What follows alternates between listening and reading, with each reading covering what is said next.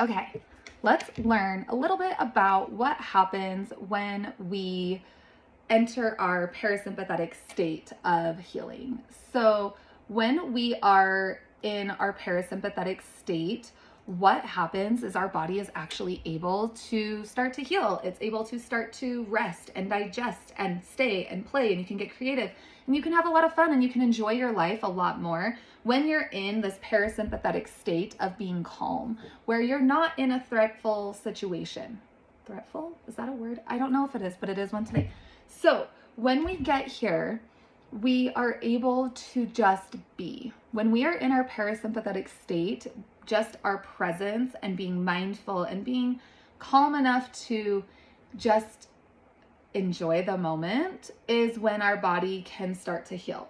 So some of the things that happen when we are in this parasympathetic state is our heart rate goes down, which is amazing. Because if you think about it, if our heart is racing all the time, like that's going to tire out our heart a lot because like it's constantly pumping and it's constantly doing all the things. But if you slow it down, your heart rate, those beats are just like a little bit slower. And so your body can just kind of start to feel calmer. It also decreases the skeletal muscle blood flow. So like I was saying earlier, I think it was on a story. But as I was saying earlier, when we're in fight or flight, our body sends all the blood away from our vital organs and into our arms. Not all of it, but like the majority of it. Sends it into our arms and into our legs so we can run faster, so we can hit harder, so we can jump higher, whatever it may be. So when we come into this rest and digest, this stay and play, this calm section of our nervous system into our parasympathetic state, our heart rate slows down, our blood starts to come back to our vital organs and give them all of the oxygen and the nutrients that it needs from our blood flow. When we are in this state, we're also able to digest our food better. So if you think about it, our digestive system, when we're in fight or flight, kind of goes into freeze mode. And then it can't really, like, our stomach doesn't really produce all the digestive juices that it could when we're in our state of rest and digest. But when we're in fight or flight, it kind of freezes that. So when we enter into this parasympathetic state, we are allowing our body to do what it's naturally designed to do. Because whether you believe in evolution or you believe in a deity, whatever it is, we were not designed to be in this like constant state of fight or flight.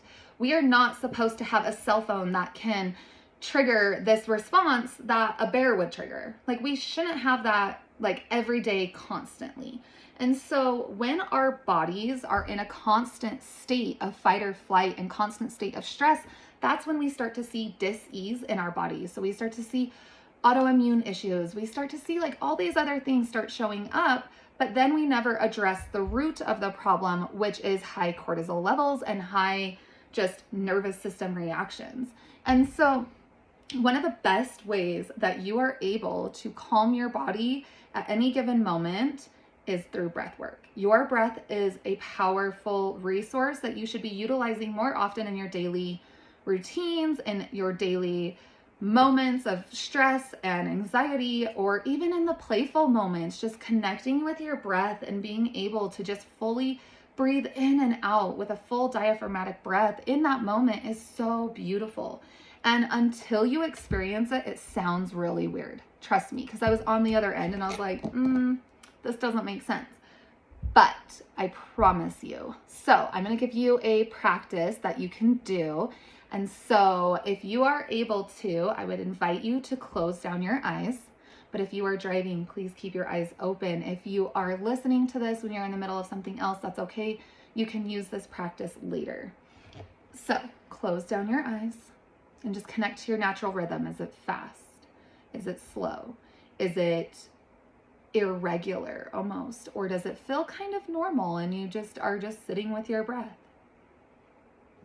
Now breathe in, filling up your full diaphragm. Breathe into your belly, your ribs, and your chest. And exhale through your nose. Inhale.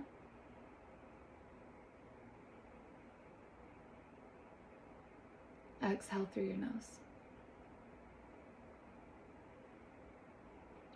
This practice is the coherent breath. You're going to inhale for a count of 5 or 6 and exhale for the equal amount of time.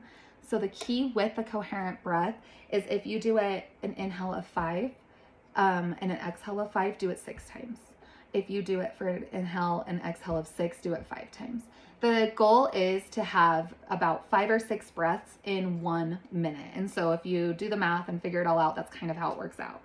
But if you are doing that breath practice and you do a dedicated 2-3 minutes, you'll start to feel your body to start relax, like quite a bit.